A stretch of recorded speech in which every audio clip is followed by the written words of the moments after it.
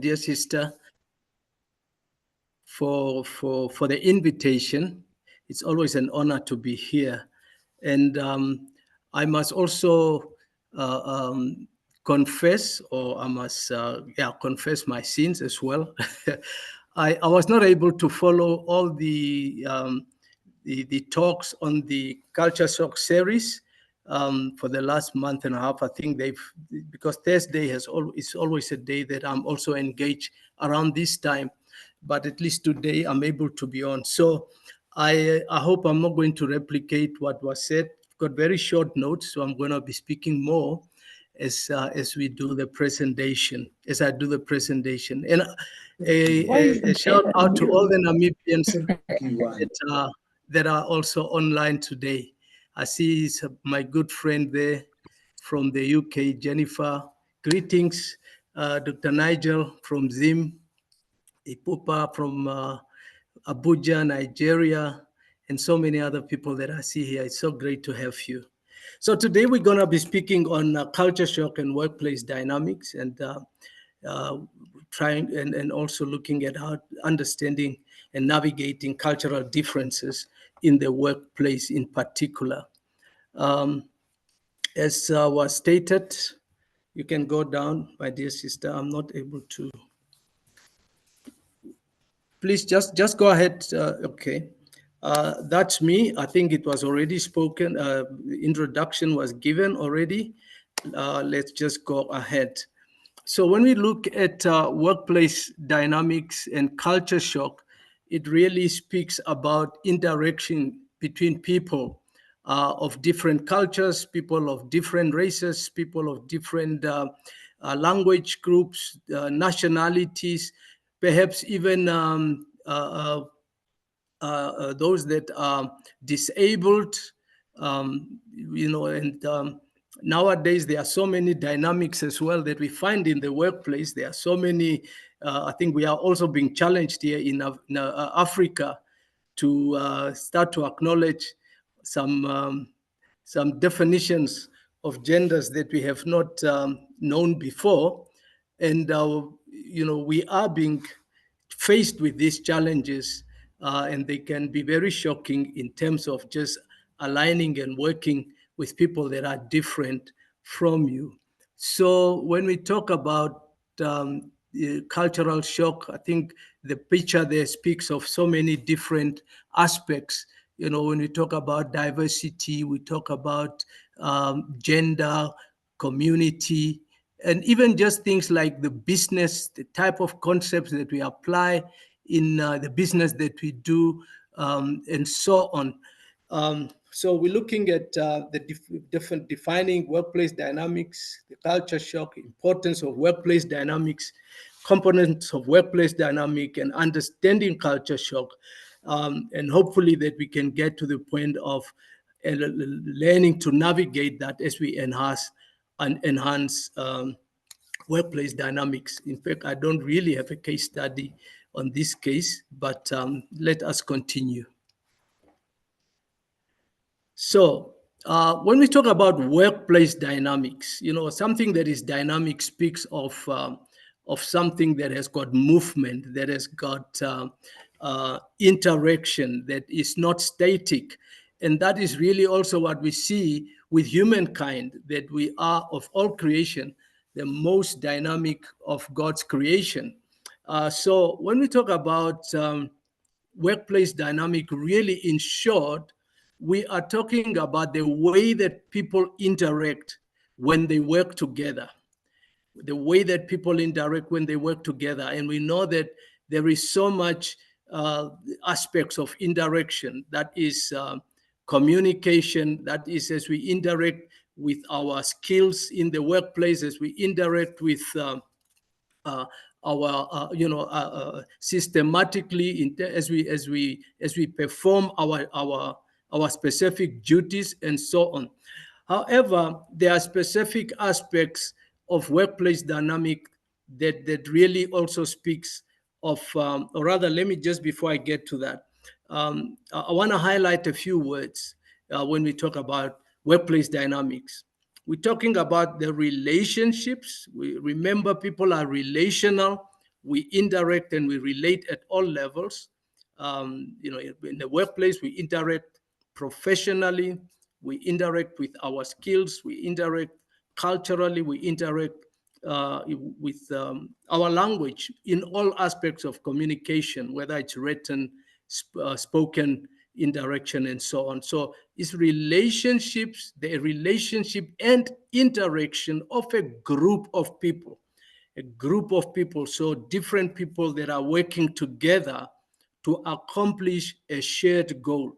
And I think it's very important to understand that the aspect of accomplishing a shared goal. Many a times when we are in organizations, we tend to think in silos. We think that if I'm in finance, I'm only focused on what I do. And if I'm in HR, you look at just the aspects of your job. But we need to understand that in as much as there are different skills that we use in different departments, and ultimately we have a goal, and that goal is the purpose of that organization, whatever that organization is. So workplace dynamics, therefore, has an impact on employee engagement. This is in terms of your productivity, in terms of your skill, how you relate with other people. So it speaks about that.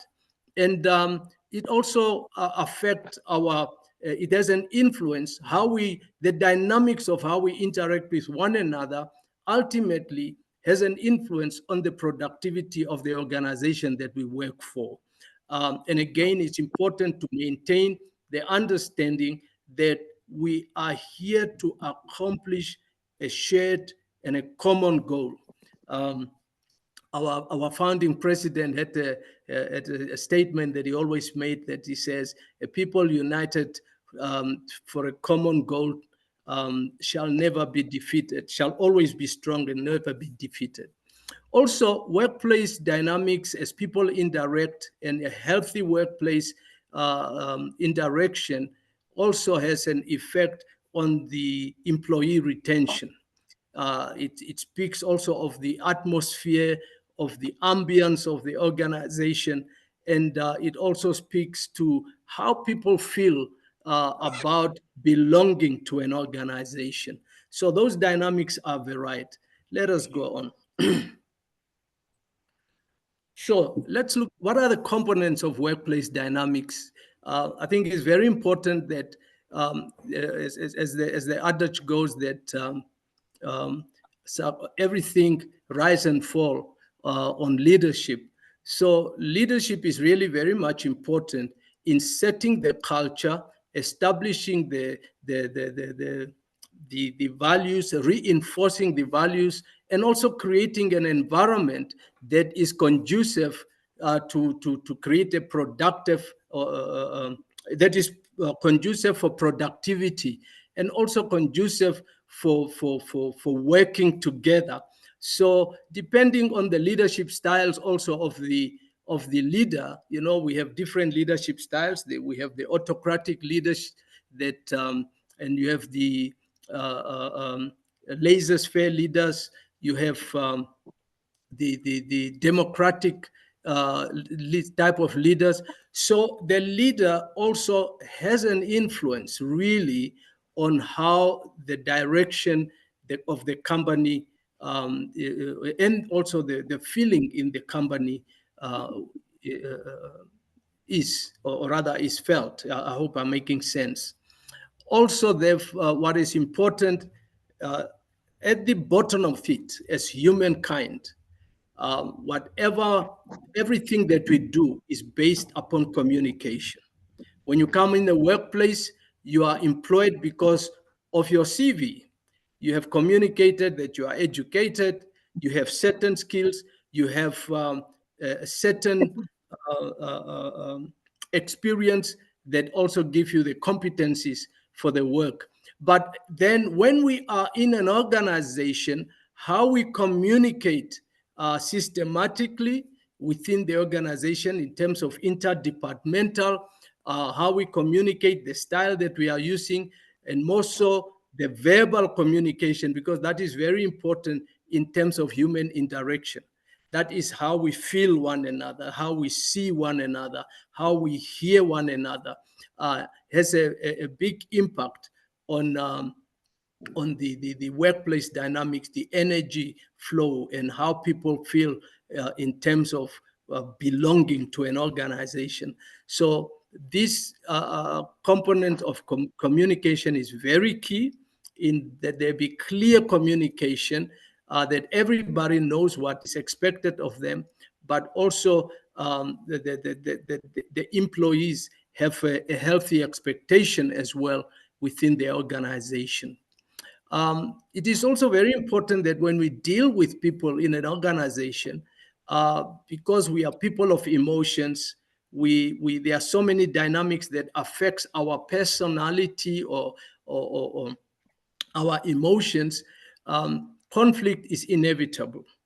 And a good conflict resolution system, which therefore also require that there be an emotional intelligence within the organization of how to deal with conflict at various levels. It's very, very important to maintain a very healthy workplace environment.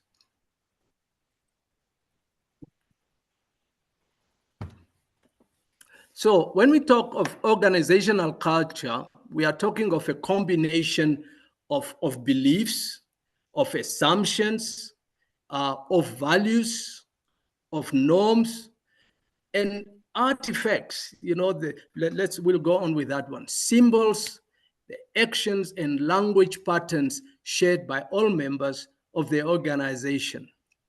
And this is applicable in all various different types of businesses.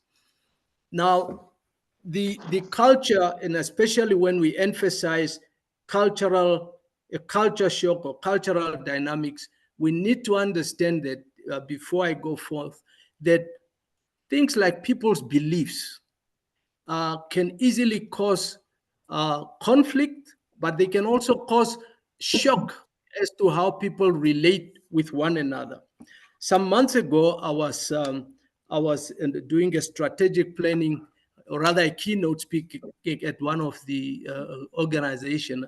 I did a strategic, or rather a keynote speech. And the CEO of the organization is a Christian. And Namibia being more than 90% Christian, he then gave an instruction that somebody should open with prayer. And most of the people were Christians. And one of the managers, or rather the executives, then stood up and prayed. And he prayed to the ancestors. He prayed to the ancestors, and this caused quite a bit of a stir and a shock among the various staff members that were there.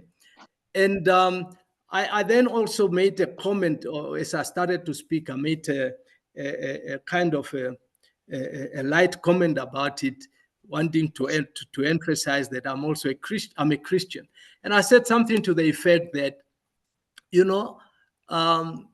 I will also be an ancestor one day. When I die, I'll be an ancestor. And I said that, but I don't see anything worth in me now that I'm alive to be able to, that people can pray to, and so on. But then at the very same time, I then also realized that despite the fact that I'm a minister of the gospel, I'm a Christian, I also then immediately realized that I cannot belittle this person's faith by making a joke about it, because for him it matters. And I then turned that into a discussion about our different beliefs and how that affects how we function in organizations. And somebody should mute their yeah. So anyway, when we talk about all this and we see values, I want you to think of when you go to a place like Japan, for example.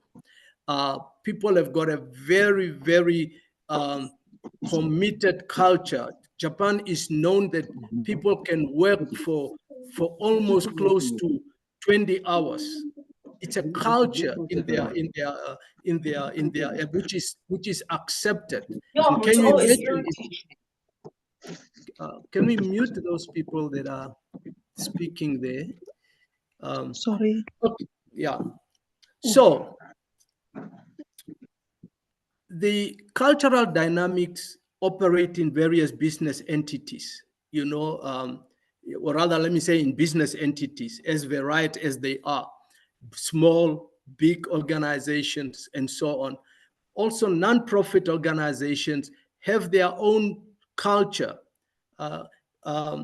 Schools, for example, government agencies, international agencies, and so on, organization, and even government itself. There is a culture that is very unique. I want to make a little note here, because you find that, and I think it's something that is very typical in most of our government offices lately.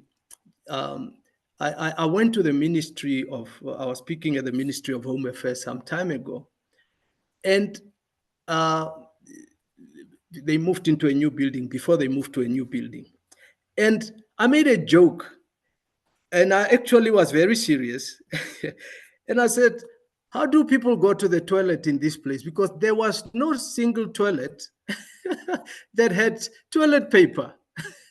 So people will bring their own papers from home and so on. Something as little as that can very much affect and can shock somebody that is coming into government from a private organization, from a multi-million-dollar organization, and now you are working for government. So there's so many different things: the culture, the focus, and just the standard that organization use. So it's in all different organizations that we are functioning in. Shall we move on?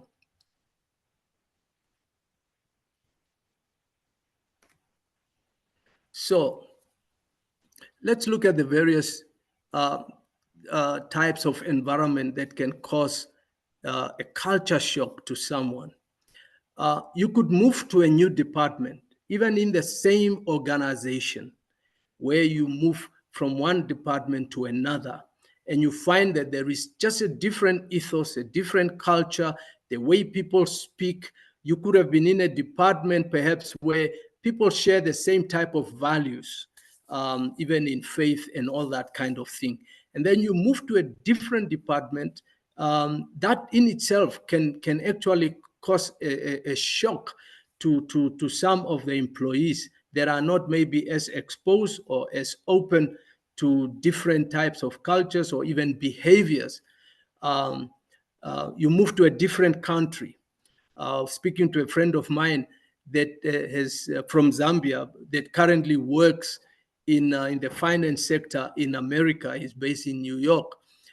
And, he says that he was so shocked to find that, people are very much focused on self-development. People are always working on improving their education, their skills, especially the professionals at the level that he's working at.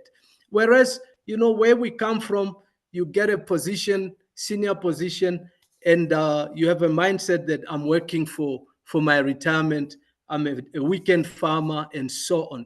Moving to a different country can cause you a lot of shock, a lot of the language is different, the behavior of people is different, the culture in the workplace is different. We just have our breweries was just bought by the Dutch. I think Heineken bought the Namibian breweries. And my sister, or rather my niece, works at the breweries in the HR department. And she said the culture is so different. She used to work in a bank, and she said these people, their mindset is that when you are employed because you are skillful. You are employed on the basis of your CV and what you can deliver. There's nothing like micromanaging, but there is a high expectation on delivery. You can work from home. You can work 4 hours a day, but you must deliver what is expected of you. So you move to a different country, say you go to Finland, where they've got a completely different work ethic. You need to therefore adjust. You might also just get a promotion, and this is important. You get a promotion into a senior management position or even into an executive position, but you have not been exposed to the culture of leadership and also to the level of information and authority and power that comes with that type of promotion. And I must say that, and this is just an added note, I think one of the biggest problems that we see in our nations when it comes to corruption, I think is because of this culture that people have not been exposed to authority, to power, because it gives you access to information, and it opens up doors for one to then abuse and misuse those. The company could have a new management, just like I made note here that the breweries got a new management that is European with a completely different management style. Now, one of the other challenges that is also operating in the organization is that the dynamic of the African culture versus that of the Europeans. Um, uh, and that even for the general workers, who are used to, be part of unions and strike and so on, there is a whole shock to the system that now there is a lot of pressure on performance. You could move to a new company or a different industry from where you have been used to function, to operate in. And that can also cause quite a bit of, because of the way things are done, the culture. Each organization has got its own unique culture. And it might have a predominant, like us here in Namibia and I think in South Africa, coming from a background of apartheid, and where you have still a whole lot of dynamics between the various races, white and black. You move in a company, for example, that might be predominantly African speaking and predominantly with the culture of Africans. And most of our Gen Zs, those that are not particularly conversant in Afrikaans and that culture, or you're moving from private to government or vice versa. Um, you need to be able to adjust. And let us look at the various types of culture shocks that one can experience. Let's move on. Now, culture in simple terms is how things are done. We have when you come into an organization, you find that, especially for those that have been there for long, they will tell you that this is how things are done. I'm currently doing counseling for an organization which has got a team that compromises, or rather that comprises of all the female employees that are just working for their pension. And then there is this young boy that is very ambitious. He's a Gen Z, and he is so frustrated and dysfunctional in that system. And yet the old guards, his supervisors, are very rigid and have got also this old style of mothering him, looking down upon him as a young boy. And he's got a whole new mindset. And now the department is very much dysfunctional because of those different, generational stuff that are in the department. So, on an emotional basis or level, when one is in a new environment that you might not be familiar with, emotionally, you find that you might experience anxiety, or the staff will experience anxiety, not knowing, not having certainty of what to do, frustration, even anger, or even paranoia. When you might even be so suspicious that people are after you, or people would want you to be fired, or you are not sure whether you'll have a job the next day, or and so on. So if you are in HR, it's very important as well to be sensitive to this aspect that staff could be facing when they are in new departments. But also this is applicable if you move to a different nation, to a different country, and so on. And then remember, we are in an organization for productivity. Any organization has got a purpose, and that purpose must be achieved as we bring our part. You might find that the staff might withdraw. There might be a certain level of withdrawal, which then will affect the level of productivity as well. And that is why I mentioned earlier that it's also important that one provide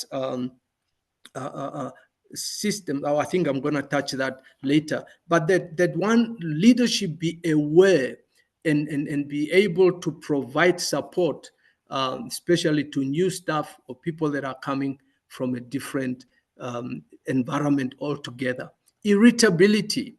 Um, and this then affect how people see you. It affects how people feel you. It affects how people would want to work with you.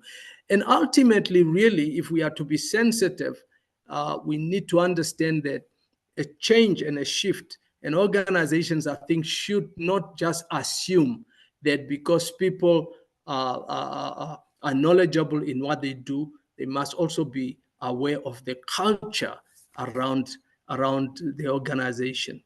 And then confusion, disorientation, these are possible realities that a person might feel if you are in a new environment. My daughter lives in the UK, and my wife visited the one time, or rather we were there, and they were going to catch a bus, and my daughter was running. So my wife says, "But why are we running? When is the next bus coming?" And my daughter said, "Something like five, I think within 5 minutes, the next bus was coming." I said, "Where we come from, you wait for another, there's nothing like 5 minutes interval between buses and so on."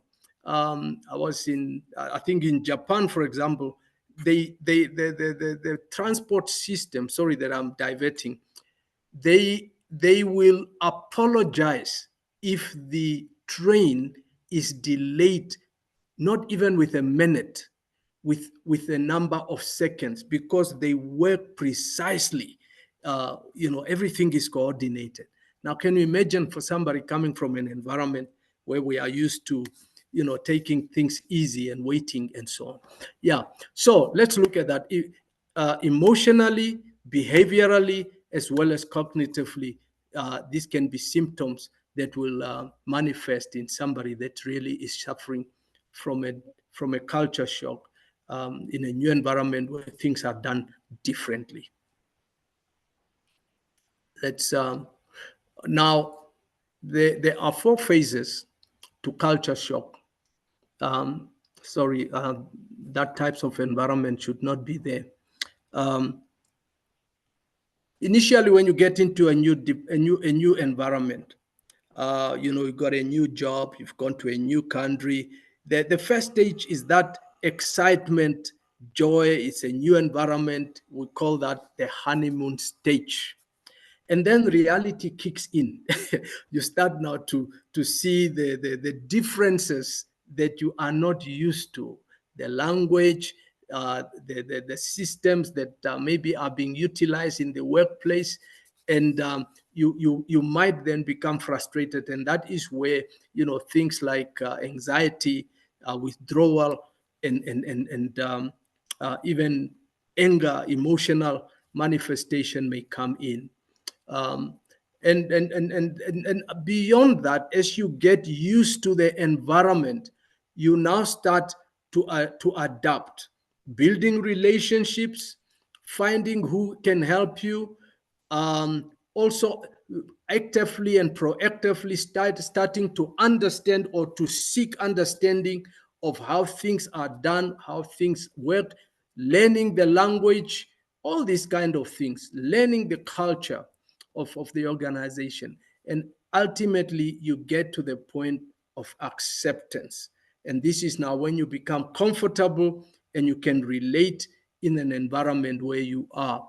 Um, and this might take, it takes time depending from person to person, and also how the organization is set up in facilitating um, uh, uh, integration in the organization.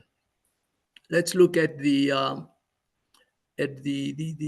impact of culture shock on the workplace dynamics.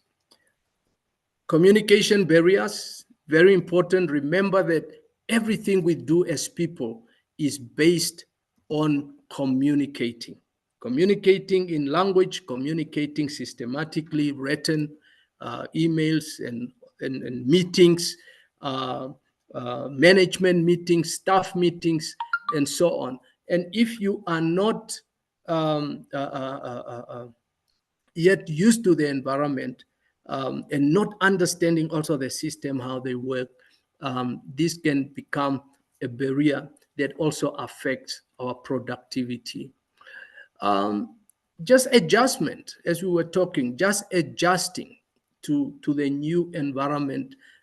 Those challenges can be traumatic to a person, and ultimately, really, maybe we should look at, as we interact, people can perhaps share the areas that you feel one is challenged in terms of adjustments and so on. Ultimately, then performance is affected.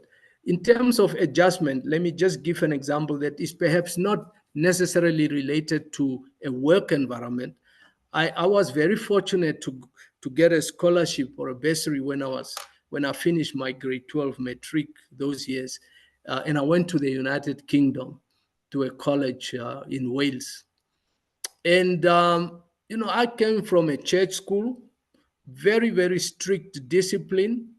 I was about 17 when I finished. And then I went to this college. And for the first time, I see young people smoking openly. We had a social room where even girls will be smoking, and then they have relationships, and they are free to kiss openly. I was shocked to just get to adjust to, later on when I eventually adjusted, this was nothing. It just became another in fact, it wasn't even anything anymore. I remember also when I met my wife those years, Alma here on the Jennifer will know, my wife, I would be holding hands with her. That was in the mid 80s. I met my wife 38 years ago, and she was like, this guy that wants to hold hands in public, because I had already now also been influenced by the environment in which I was exposed. So your work, once you have settled, can also change your behavior once you have adjusted and you have accepted the culture. Let's move on. Now, yes, my notes are very skeletal, but I hope they are making sense to you. Now, how do you mitigate culture shock in the workplace? Let me just mention, just for us here in Africa. Um, uh, uh, I was for a long time in a church that is based in Nigeria. The head office is in Nigeria, and so I was very much exposed to people from Nigeria. And also, as I go to conferences, and I see how things are done, even in church. It was such an adjustment for me, coming from an environment where, for us here, as I grew up, a pastor is a pastor. and you refer to him as pastor, you know. And now all of a sudden I'm exposed to new terminologies, like I need to say papa and this kind of thing, mama. I couldn't get that I couldn't get to that, because for me it's such an honorable thing to be a pastor, and also just how people relate to you know the whole relating within the church, you know, the hierarchy and all that kind of things. But also just people that come to our part of the world. I find that people find us in Namibia to be very laid back, to be, when you have people that come from West Africa, they are very driven. They are, they'll come and they'll be doing some jobs as a teacher, but this guy will not, it will not see it below him to also do taxi after work, that hustling culture. So we need to engage, even us in Africa, in South Africa, Namibia. We need to, because we were not very much exposed. I guess now things are different, to really work in organizations where we engage in cultural awareness training. A country like Namibia, and probably South Africa also, that had very clear, that was that had apartheid. I was just sharing with somebody the other day. I said that there are many of our white compatriots that have never been to the township. They don't understand the culture. Yet most of the people that work in various organizations, in companies, whether banks, professionals, they come from a township. There's a completely different culture. We have a culture of Ubuntu, where so many things affect how we even relate. If a neighbor has died, or an uncle of a friend has died, and now you put in leave at work because you need to go and support and bury your friend's uncle. And we need to engage in cultural awareness intentionally and purposefully, so that we can learn and to appreciate each other's differences. Mentorship programs where you can pair up the younger or the newer members in the organizations with those that have been established in the organization, to show them the ropes, to make them understand what the culture is, how things are done. There is the general culture, but there's also that, the culture that is underneath the culture.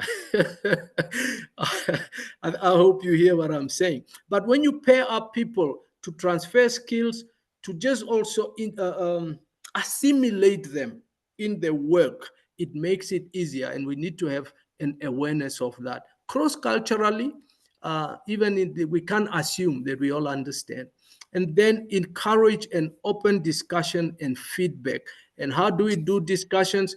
When we do regular meetings, roundtables, when we have social events. I remember many years ago, I used to work at a bank, Barclays Bank, those years when it was still in Namibia before it became FNB, First National Bank. And every Friday there was a bar. We would then meet in the bar, and that was also a place where people would socialize and talk and build relationships and get to know one another. But also formal feedback at these meetings, where people feel safe, where people feel that they are protected and they can engage honestly. Because when it comes to discussing issues that pertains to your superiors and stuff like that, it can be difficult. But those are real problems that people might face. So you must have a policy or a strategy within the organization that actively works towards mitigating culture shock in the workplace.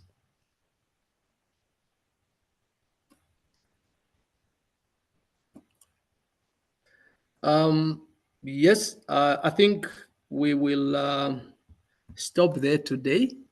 And I want to thank you. I hope this at least will stimulate a conversation and bring an awareness, however brief it was. Maybe you can show my last slide before that, and then we can engage in Q&A. Mr. Mabungi, was that the last slide that I had?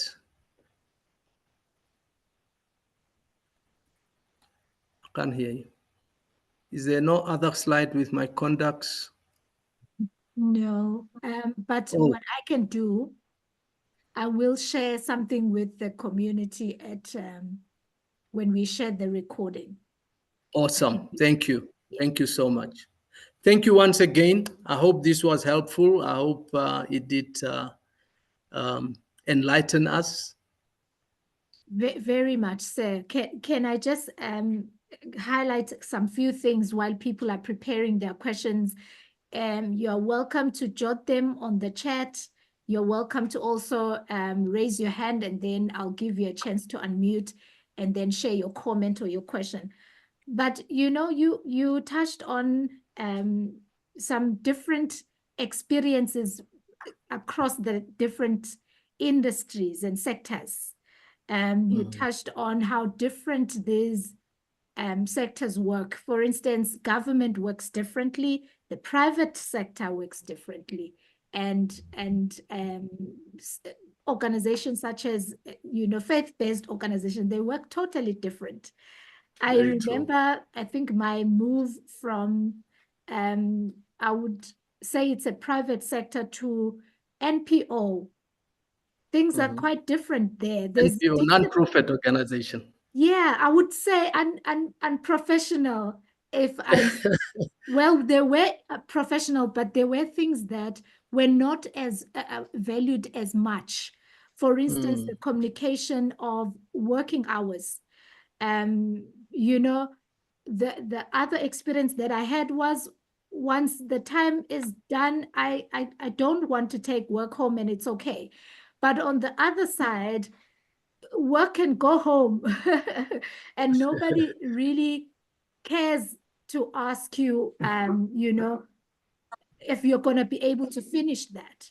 It goes as far as if your pay didn't come in on time, we are a non-profit organization, it's going to come in. Just know that nobody bothers to communicate well in advance. And that for me was a shocker, because in my head, I'm thinking, we have a contract. I don't have to assume anything. You can communicate with me. So I remember some of the dynamics there. So shall we please engage? Yes, I see a hand. Please go ahead, Rebecca. All right. Thank you, Dr. Kamati. That was some great presentation and of great wisdom from you. So I would like you to speak to the element of work pressure, for example, where your senior managers, somebody in leadership, constantly would be asking either the subordinates, colleagues to either submit to work after working hours. Bongani was just speaking to that. And it's no longer a once-off issue. It's becoming a pattern where you are just putting your bag down from work, you're just resting, you're just engaging in the family. So the work-life balance issue is now compromised, considering that the work is now taking much of your life. It's evening, tomorrow is a meeting, somebody's texting you, somebody's calling you, and it really just agitates you at home. You get to work in the morning, you are agitated because this meeting is now the first thing in the morning. So you already came home late, I mean, trying to catch up. And it's okay when it's a once off things, but it becomes irritating when it's becoming a habit. How does one address that, especially with your superiors? Thank you. That's a very common problem that I think we find in organizations. well, maybe not, but I have seen that quite a bit. I have a program that I do, which is called the Superman syndrome, Superwoman syndrome, success at work, failure at home, which really speak to the fact that we need to have a balance and also um, uh, uh, um, value our key foundational relationship for which we are working. Within the work environment, I think it's important that sometimes it's necessary that perhaps one might have to work late because of what the work demands at the time, at that particular time, depending on what is to be done. Some of that is normal from time to time. But if it becomes an issue where your supervisor is forcing you or expecting you to work beyond your normal hours, I think the first thing to do is really that you should be able to speak to your supervisor first.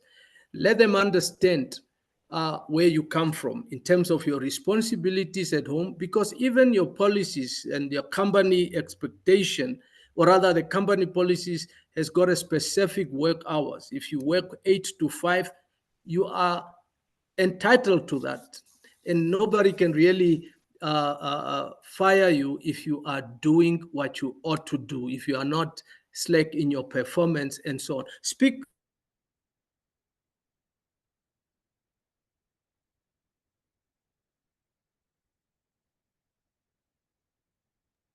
I think we lost you there, Dr. John. Okay. I'm not sure if he's frozen from all of us. For all of us, is it just me or? Yeah, I've also lost him on my end. I think it's the same. Okay, all right. Let's give Okay. him a chance to reconnect. Yes, I was saying, yeah, you speak to HR, um, and place your concerns, but also have an attitude that is not. I think you need to balance your attitude. You don't want to make enemies, because that is where I think emotional intelligence come in, and that one need to be strategic as well. Because some people, as I was saying, there are certain leaders that are autocratic, very little on empathy. They might not even have children, and they can't understand that you have responsibilities at home, or they might not even be married. So many different factors. They could even be frustrated themselves. I call these people that suffer from career fatigue, and yet they need to work. So there are so many dynamics to that, but you have rights, I think, within the organization. And depending also on what HR is doing, whether you are getting any feedback or any assistance, follow the procedures. You can write, you can put this in written form.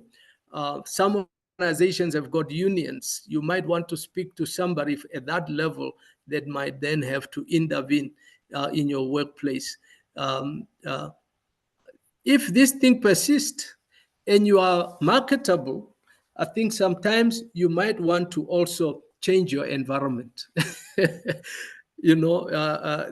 is within your power as well. If you are working in an environment where you are not happy, ultimately that is also an option that you might want to take. Not that I'm encouraging it, but you do have that option. I hope this answers your question. Yeah, I really appreciate that. I think it's just finding courage to communicate, Yes. and set boundaries and communicate expectations as well.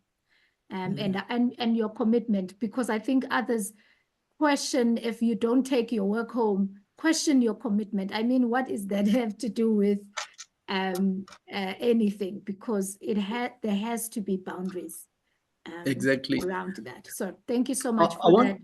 that. I see a hand. Can I read quickly the comments and then give you Refilwe? I see your hand there. So let me read quickly the comments. I'll start from the beginning. That's Dr. Nigel, beautiful birthday, blessings indeed, Dr. John. And then we've got Zandile saying, welcome, Pastor John. And then we've got Pauline there saying, yes, notes are okay. I think you were asking if your notes, are able to follow your notes. Thank you for the presentation, said. That's Litindi. If I'm not pronouncing your names correctly, please pardon me. Pauline as well said, I enjoyed the presentation so much. It resonates very well with me personally. And then Francina says, thank you, sir. I could relate with everything that you said.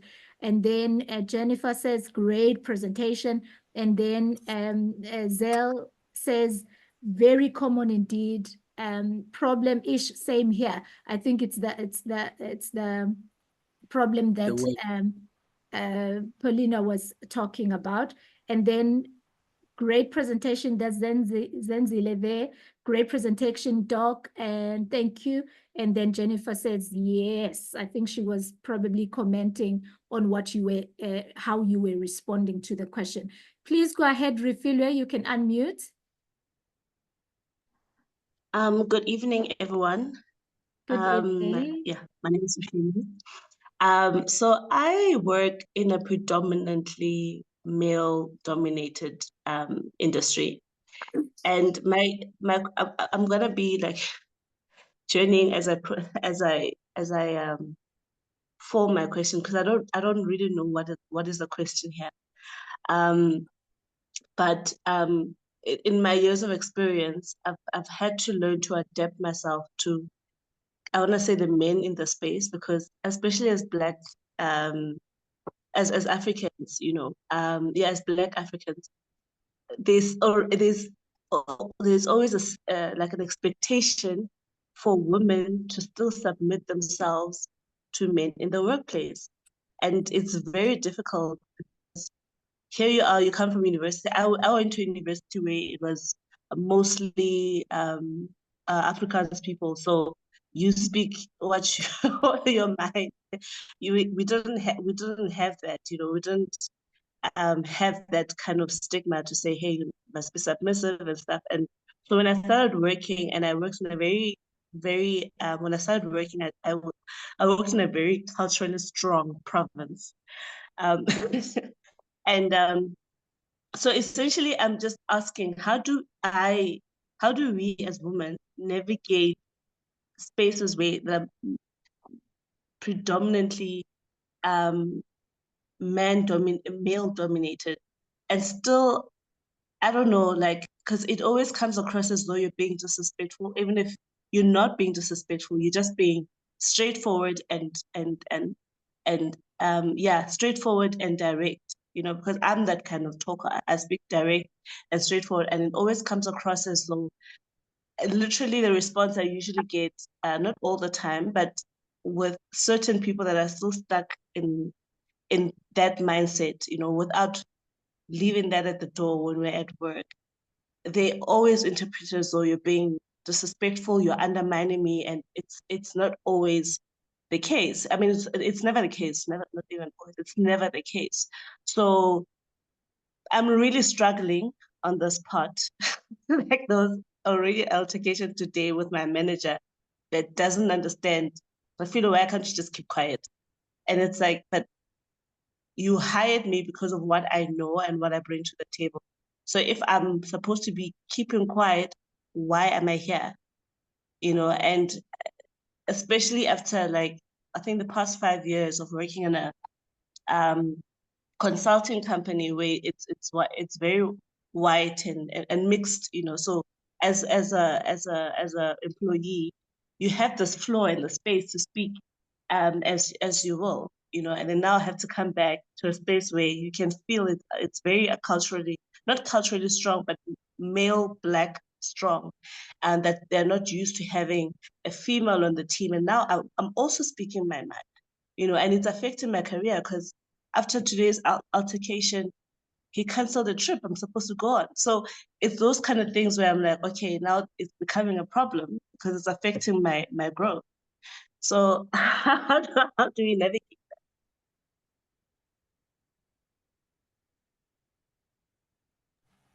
Thank you. That's a very, very real question, if I may, challenge that I think we find. Maya, you are in a consulting environment, you said. No, What I'm in sector are you engineering. in? So Sorry? engineering. You are into Engineering. engineering. Okay, it's a BE Yeah. So company, if I may ask. no, I'm actually working for a parastatal right now. I'm currently working for a parastatal. Oh, okay. And I was previously working for a consulting company, and before that was government. So those, Okay. as we go into the private and public sectors, those kind of Mhm. changes you notice. Yeah. Yeah. Thank you so much. I'll give my 2 cents on that, and then I don't know whether uh, my good friend Jennifer is on the line still. She's an expert in HR. If it's okay, I would like her to also give an opinion there. Yeah, I think the one thing that is what we are talking about now, we are talking about culture shock. And in as much as the organization has a responsibility, I think when I mentioned there that one has to function strategically, with emotional intelligence, and also adjust, because there are certain things you might perhaps not be able to change, because as you say, an African culture is very, very rigid. But if you were also to function in a place like Japan, for example, they also have a culture that is very biased towards men, for example. It's just part of their cultural orientation. And I'm not condoning things like disrespect or I think nowadays sexism and all that, and gender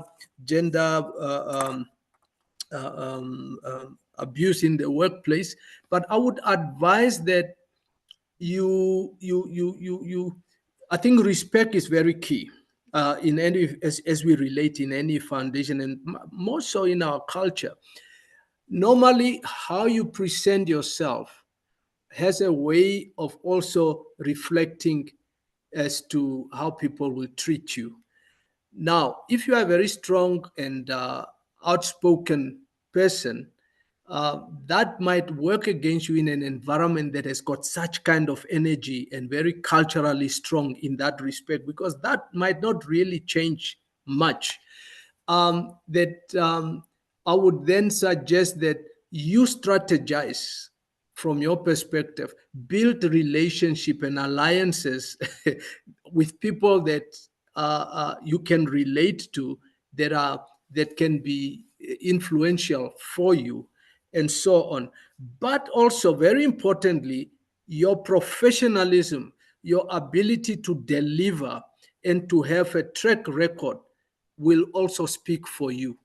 When you are able to prove your delivery, because I think in a case like this, it's probably that you might be doing quite well in terms of your delivery.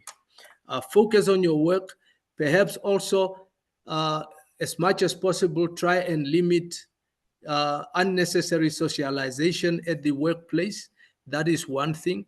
But if it's getting now to the point where your boss is being unnecessarily not abusive but unfair towards you, then again I think we need to take the recourse that the systems avails for us. Depending at what level you are in the organization, it might even be necessary that one might have to write to the board if you are the executive, or higher up, and so on. But if it's okay, can I ask my dear friend Jennifer to give an input there, if it's okay with you?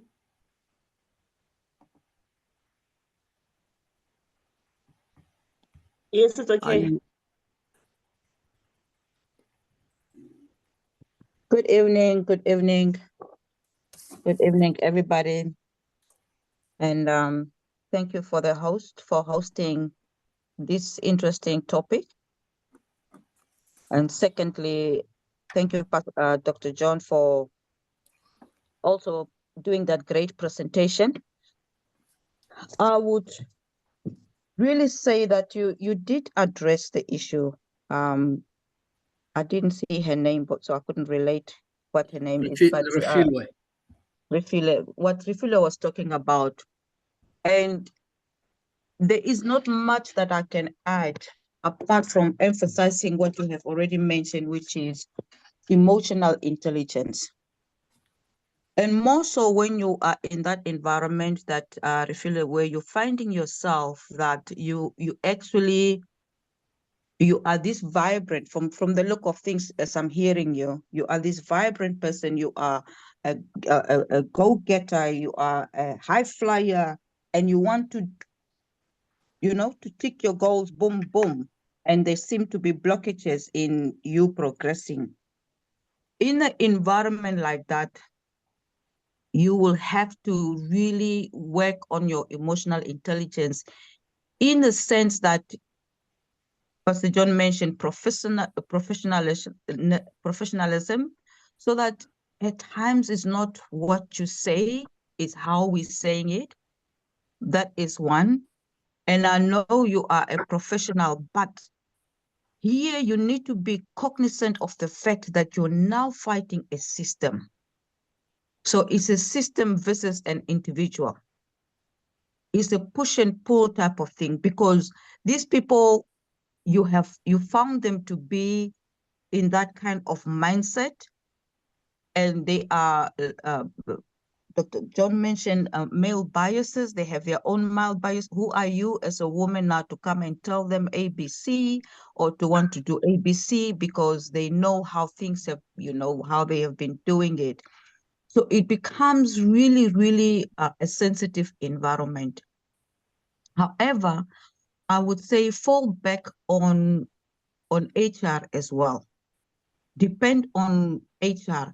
Now, I don't know, but if it's a good HR, they should have structures in place as it pertain climate change, surveys in organization that gives feedback to management, surveys in organization that gives feedback to employees. And those are the things that HR is able to pick up, so that if there is any difference or arguments between you and your immediate supervisor, HR is aware of them. Employee engagement surveys, where you as an individual don't need to have your name, but you have reported these issues anonymously to HR. So it becomes difficult when the organization doesn't have these systems, because at the end of the day, I'm sorry to say, and it sounds wrong, you will fight and fight and fight until the system, because the system is stronger than an individual, the system will push you out. So in the beginning, I think I was a little bit busy, but Pastor John was talking about you have to make it to somebody else, where he suggested at times you have to start working your way out. And even though this is what you want to do, this is where you want to be, there are tough decisions to be made. But if you're up for the fight, then it's going to be a long fight. And in the process, again, the lady that was talking about work-life balance, in the process, it cost you your health. It cost our health. We start suffering from high stress levels. We start suffering from depression, because you can't function at the optimal level that you want to function at. And so there are all these things that one has to put in a basket and start considering what is more important to you. So that's just really the little bit contribution that I can make. So really consider your options, but also if you want to work within that system and you want to be there, then it's really rolling up your sleeves and fighting the system, and maybe introducing systems within HR that can help people to function better in that type of environment. So Thank that you. is, yeah, that was so good. Thank you so much, Jennifer. I really appreciate you guys for sticking around. We are over time. I would like to actually pause the meeting here. Gasoda, I am so sorry that I can't take your question right now. What I'm going to ask you to do, if you have sent a request to join this meeting tonight and you still have a lingering question, please send them directly to me on WhatsApp, and we're gonna get Dr. John to address those questions, and then we're gonna just share those responses. I think what you have touched on, Refilwe, really has impacted many people. You know, several people are saying here, yo, this is where I am right now. Zell says that, and then Zenzile says, thanks, Jan, for your response. And then Pauline says, love your commitment, your comment, Jennifer. And then Refilwe says, thank you, Dr. John and Jennifer, really great responses, gave me so much to think about. Thank you so much. All right, I will send the link to the group. Maybe if I can, if you guys can bear for another minute, let me quickly share it so that if you want to join the, in fact, I can send you directly.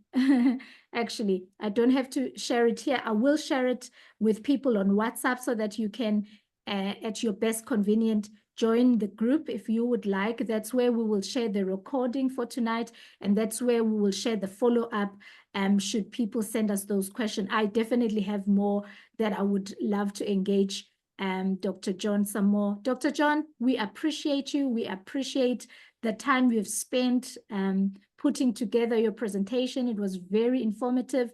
Thank you so much, community, for bearing with us on the time.